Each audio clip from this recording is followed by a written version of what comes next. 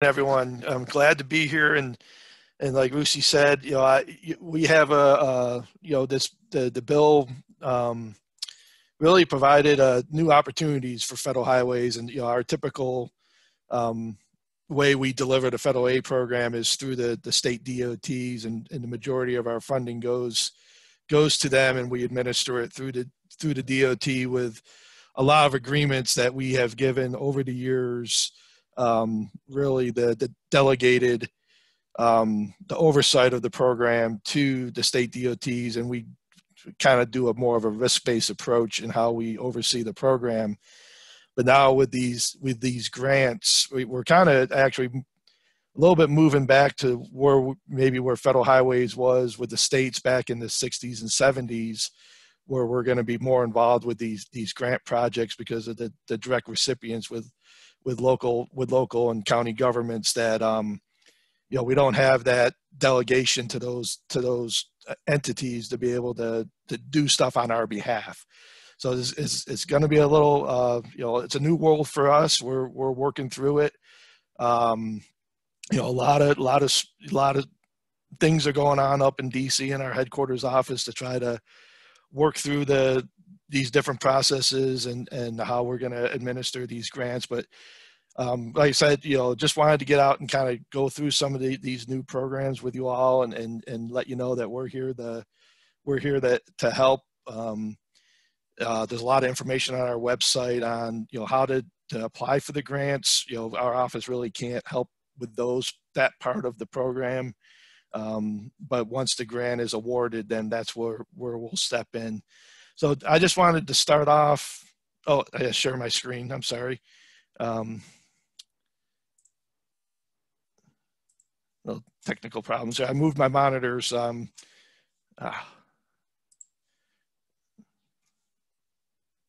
here we go. Sorry about that. Let's see, I'm on the right one. Yeah, it's not sharing yet. Okay, there let's see. It goes. You see it now? Yep, we're good. Okay, so I jumped ahead a few slides. Okay, so just wanted to kind of give you an outline of what our office here in Georgia is like. We have about 27 people in our office. Sabrina David is our division administrator. She actually just arrived this month from our Tennessee office. She had she had the deputy position in Tennessee, but she just arrived. So we're getting her up to speed on everything here in Georgia. But we have 5 teams that kind of oversee the federal aid program from planning to finance. We have an environmental team that works through the NEPA documents, a project delivery team that will work with the project sponsor, and the state DOT, and from essentially from design through right away, again, construction. And we have a technical services team that will provide, technical resource, essentially internal to our office, but also to our partners, from safety and bridge and civil rights, the DBE goals and pavement materials type activities. So, as you can see, we got 27 people. The state program, the state of Georgia DOT gets about $1.5 billion in federal aid funds. So that's a lot of work for 27 people. And then, we will add on top of that these grants that we'll be receiving. So we're going to be busy here in the next few years, and looking forward to the challenge. Just to kind of give a brief, word from the funding standpoint of the bill, it was a total of $350 billion for highways that came to federal highways out of the $550 billion total of the bill. And about $304 billion of that is in what we call contract authority, which is our normal funding that comes from the Highway Trust Fund. You see, it was about a 30% increase from the previous bill, and you see that the pie chart over there, 90% of that is a portion, which means goes by formula to the state DOTs. Then 10% it will go to allocated programs, which would be the grant programs. So, but in addition to the contract authority, the money coming from the trust fund, Congress also added about $47 billion from the general fund, which is something we usually don't, get. But this was really to help out with the highway program. So this again, 72% of that is going towards going to formula to back to the state DOTs, and then 28% is going to go towards these grant programs. And just to kind of give you an idea of, these aren't all the programs, but these are some of the major programs in bill, and you can see kind of who's eligible to receive those funds. So you see at the top here, again, those are the apportion programs that are by formula that go to the state, along with the bridge formula programs. But all these other programs will have an opportunity from either through the state DOT or through discretionary grants to go to local and county governments. So just to kind of give you an idea of the apportion programs and where the vast majority of our funding goes, we have these. Let's see, 1, 2, 3, 4. These are our base programs, and the NHPP is funding for essentially for the national highway system and the interstate system. That's our biggest chunk of money. The surface transportation block grant program, that is our most flexible pot of money. And you see the red on top of that, that's money that came from the general fund on top of the highway trust fund.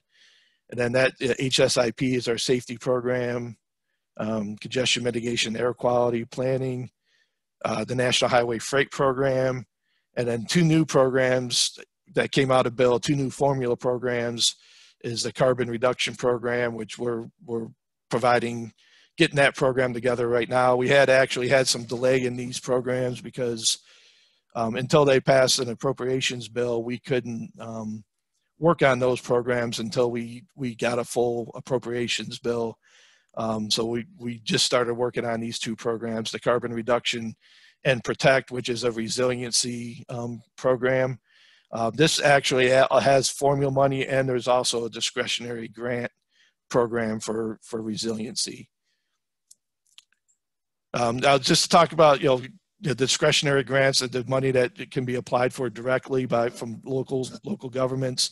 And I guess before kind of going into each one of the different programs, I just kind of wanted to talk a little bit about the thought process of applying for grants, and what happens when you do get a federal highway grant. And I'm not sure how many of you have received grants from us in the past, but along with federal funds comes the federal strings, and federal highways.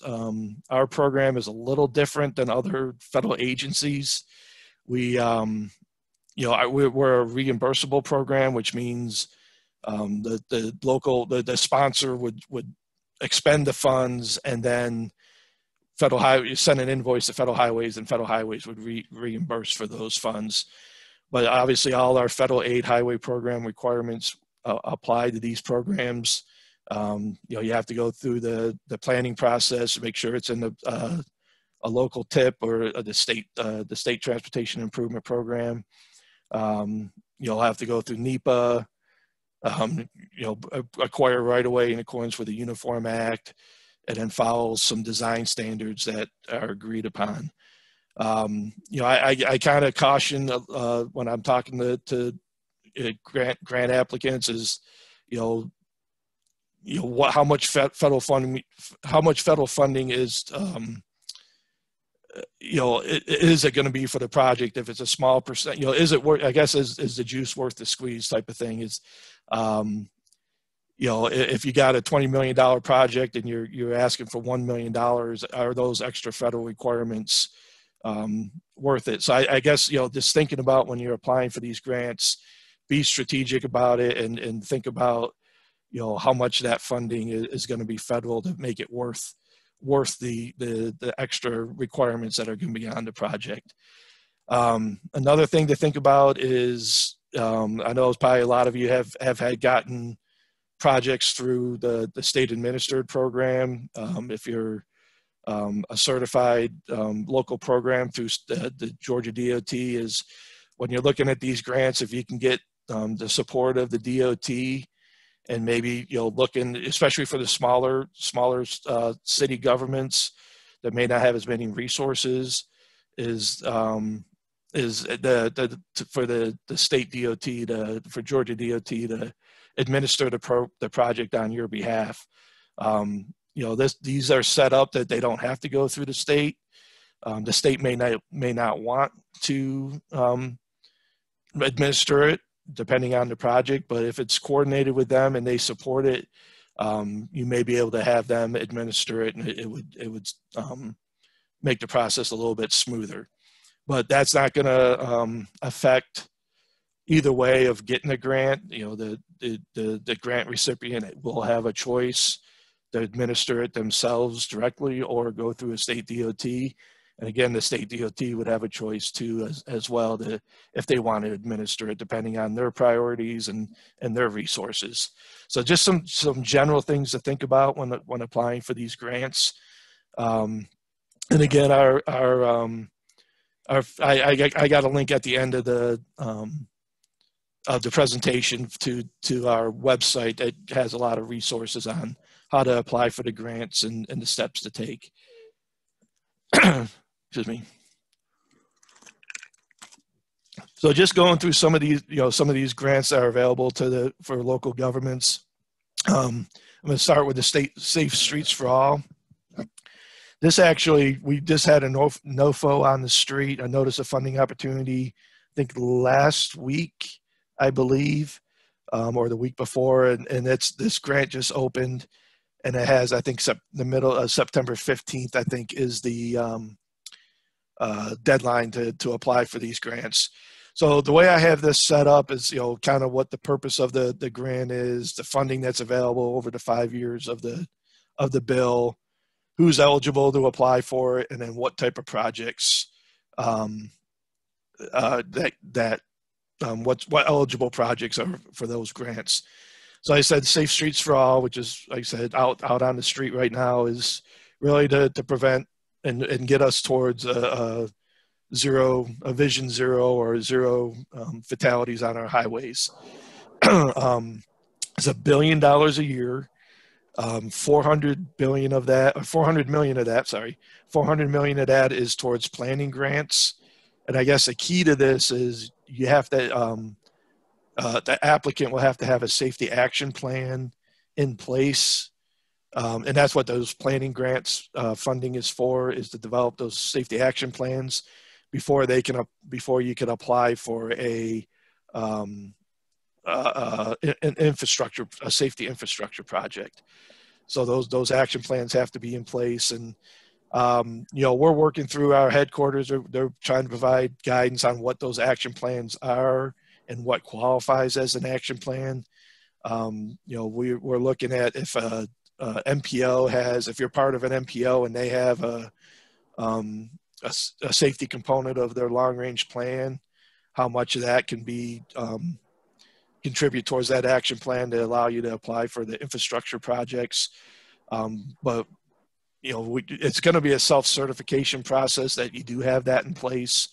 But like I said, the $400 billion a year is towards those planning grants to develop those action plans. There's a wildlife crossing program, for areas that maybe having a high number of vehicle and wildlife collisions. Again, you see there 350 million over the 5-year period. I kind of see this as maybe more of a, I think in the agency, it's more of something maybe out in the West, Midwest, and with larger animals. But if you're identifying problems with wildlife crossings, you could apply for one of these grants. Again, so as I mentioned, the PROTECT, which is, you see up there, promoting resilient operations for transformative, efficient, and cost-saving transportation. I said, there's a formula part of it, and this is the grant part. And it's really to improve resiliency you know, areas that have been hit multiple times by, you know, major storms that keep getting, you know, wiped out or you know, washed out, that you can, you know, have a project to maybe raise the grade, you know, replace it, maybe replace a culvert with a bridge. It also allows, you know, for the coastal counties or counties that have evacuation routes, to improve those evacuation routes. And you see 1.4 billion over the 5-year bill.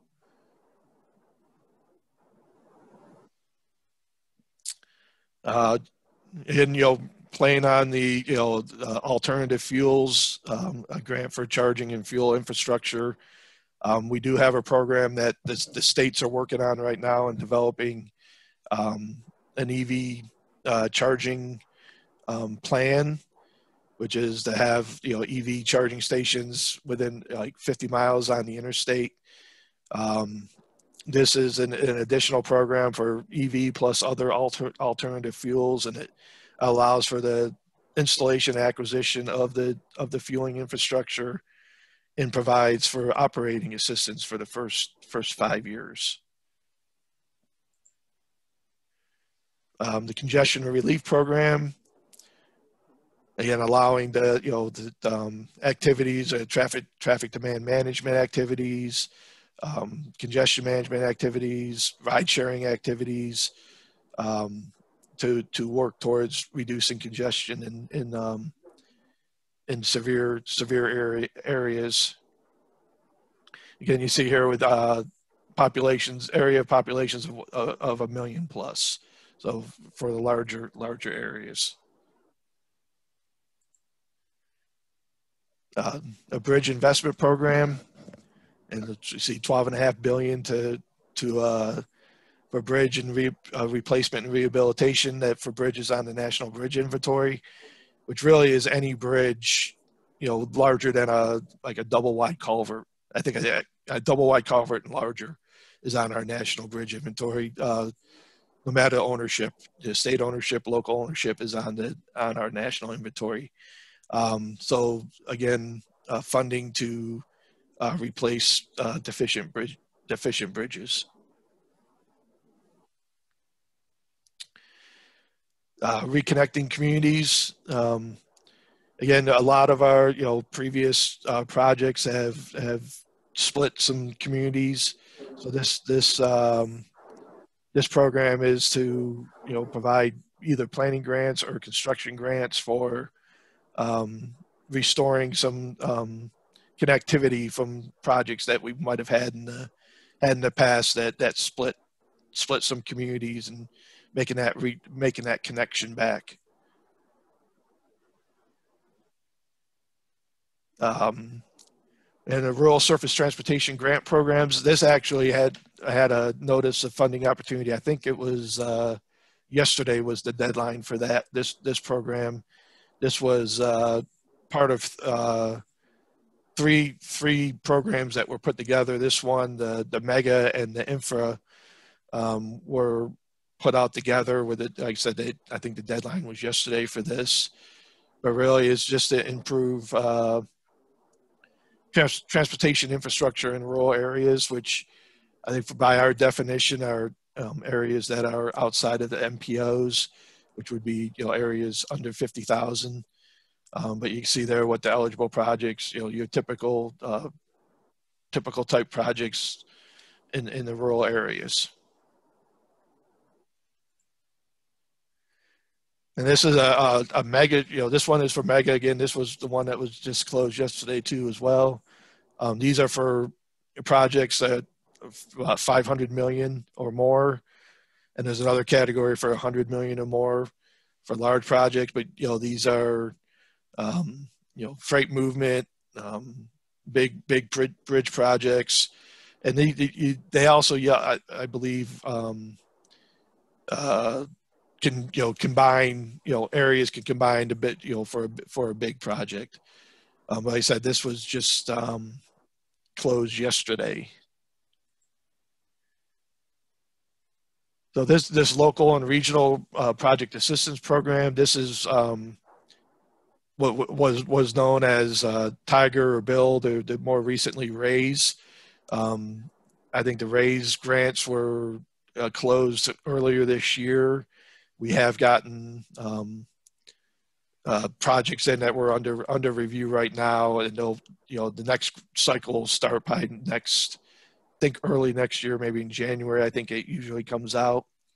And this, these we actually had, looking at what record truck, the applicants that we received this year, we got more projects in this grant process this year than we received in the past. So I think this outreach is working.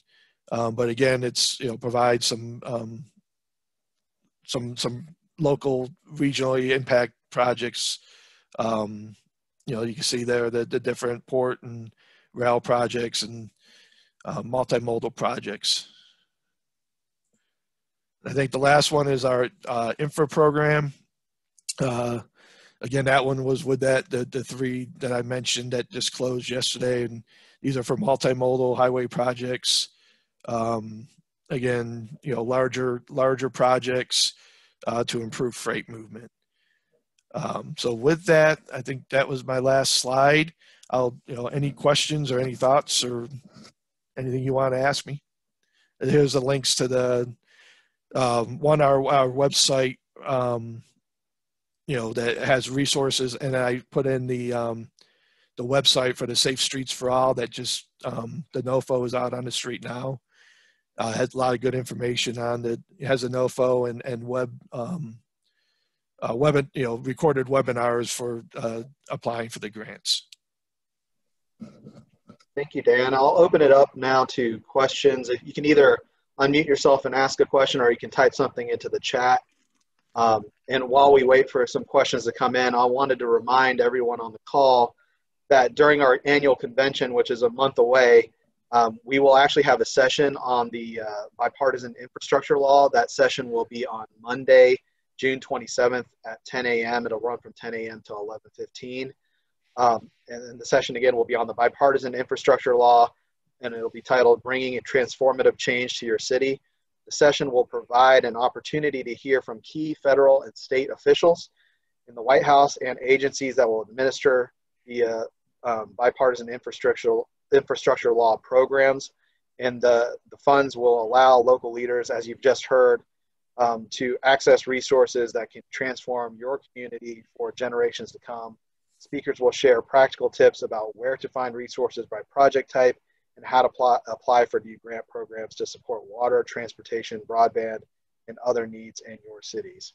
So just a reminder for that for our annual convention, which is a month away. But again, if there's any questions, please submit them in the chat or unmute yourself and ask them for Dan right now.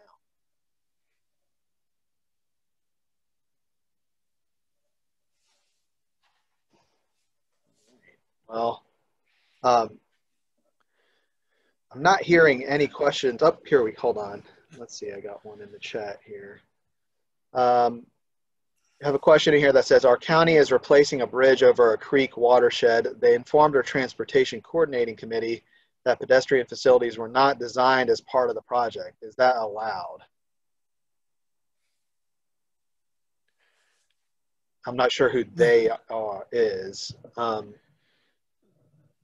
Maurice, do you mind unmuting yourself and maybe explaining a little bit further? Yes, thanks, Rashid. Yeah, the bridge that is being replaced, they were asked at our committee meeting if pedestrian facilities were being incorporated into the design, and they said, no, we're not doing that. So the question was raised, well, were federal dollars used? Because our understanding that if federal dollars are used, then you need to accommodate for pedestrian and bicycle access. And they said, no, we're using all local money out of it, so we don't have to accommodate pedestrians. Is that really how it goes down? Or I thought if they were doing bridge replacement, you had to accommodate alternate modes of transportation.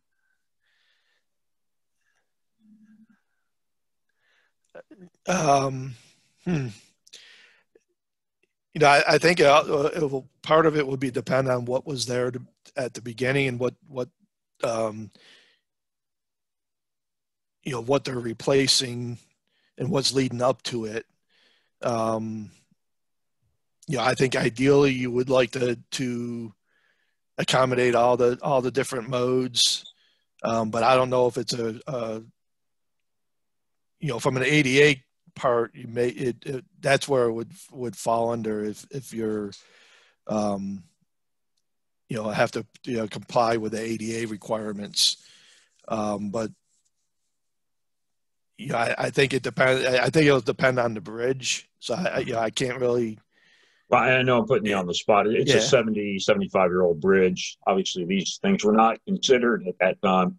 And it's a 2-lane road, but it's self-fulfilling prophecy. If we say, okay, we're not going to replace it with anything that accommodates pedestrians, okay, fine. So then if you go to widen the road, now you're stuck with a bottleneck at the bridge. So an egg thing, and at some point somebody's got to make an omelet out of this thing, Right. I will say, it should be designed for the use that's going to be happening. If there's a future widening coming at that should be taken into consideration as well. So I think, again, I think it depends on the situation. Okay, thanks. So the next question is a little more general. Would general paving and resurfacing projects be eligible for some of this grant funding that the city has been using state LMIG money for? So do some of these grant programs cover things like general paving and resurfacing, or are they more I guess, newer projects? Yeah. I think I have to go back to each one of those depending on what the eligibility is. Generally the federal aid program, depending on the resurfacing, doesn't, we don't pay for maintenance. That's either a state or a local has to maintain the road. So depending on what the resurfacing is, if it's just a thin overlay or a chip seal or something like that, those wouldn't be eligible. But if it's a reconstruction, more of a 3R type project, those are generally eligible for federal aid funds. Now, each specific grant, I'd have to, maybe the rural surface transportation program might be eligible under that. Potentially maybe the infra one. Especially if you could tie it to improving freight mobility and things like that. So I without getting into the specifics of each grant program, it's hard for me to say, if it would or not. Yeah, I can understand that. There were a number of grant programs you addressed, and they all had, I imagine, you gave the short synopsis of each of them, but they all have very specific criteria, I would imagine. So. Yeah. Let me scroll back through a couple. Let's see.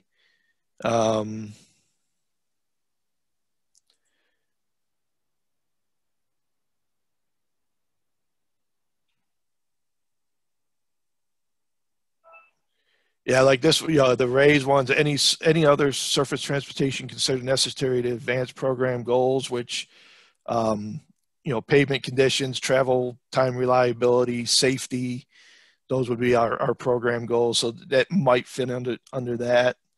Probably not the mega program. Probably not that. Yeah,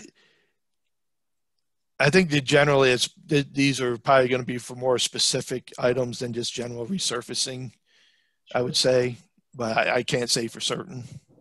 But on the to go a little further, they might be using state funds for this general paving and resurfacing, which might free up their ability to apply for grants and use grant money for new projects. So that's something to consider. Yeah, correct. Yeah, exactly. Hey, Dan, this is Claire with GMA. Thank you for the presentation. I just had a question about, or I was just wondering if you could share some briefly about the technical assistance resources that FHWA offers for prospective applicants. Sure. So this link here on the provides a lot of information for local governments to go to, and we have webinars recorded on there on how to apply for the grants, and there's a lot of different requirements for some of these grants, especially like a benefit cost analysis. So it'll walk through how to do that. And when each one of these programs get, we're still working through all these different programs, so we haven't gotten all the guidance out on every one of them yet. But as they come out, we're going to create a new set of resources for each one of these programs. So our headquarters office is developing all these, and it'll be on our website for all the different types of programs, and a lot of different resources there to tap into to help. Thank you, Dan. And I see Becky's put a couple of links into the chat. Yeah, and if it's okay, I just wanted to also encourage everybody to let us know how you're thinking about using these funds. And as Dan mentioned, these are a lot of new programs. There's over 400 programs in the Bipartisan Infrastructure Law. The ones that are kind of rolling out first are these transportation projects, but we want to hear your questions, and we'd like to share those with the presenters who are going to be at the convention, as well as with Dan, and see if we can come up with some good feedback for you and resources that GMA can provide as far as training and webinars and FAQs and other resources. But please let us know what we can do to help you. We know, and Dan took part in an interagency roundtable meeting that we had a couple of weeks ago, and we talked about the fact that Georgia has so many small cities that may be unfamiliar with how to go about the process of applying for federal grant funds. But the agency wants to get these funds out the door. They want to know how they can help you. So just keep those lines of communication open with me and Claire and with Dan, and let us know what you need. Let us know how we can help you. And take a look at that survey. It'll take you about 3 or 4 minutes to complete it, and NLC is sharing the results with us for Georgia cities. One thing I'll mention, whenever I get new information, we share it with Becky so she can send it out to all of you.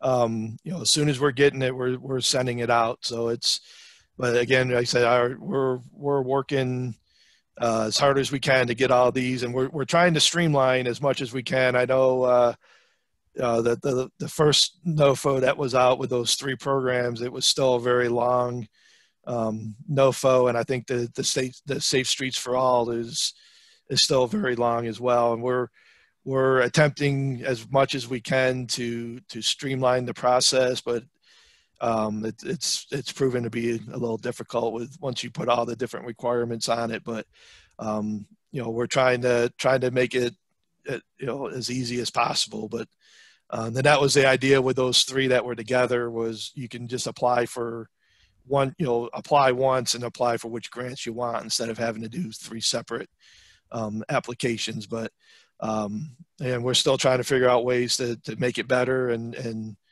there's a lot of people working on it. And even the post, where my office is going to probably become more involved, there is once the grants are awarded, is getting through the agreement process and developing the agreement with the project sponsor, and that goes between the project sponsor, our office, our headquarters office, and the Secretary of Transportation's office.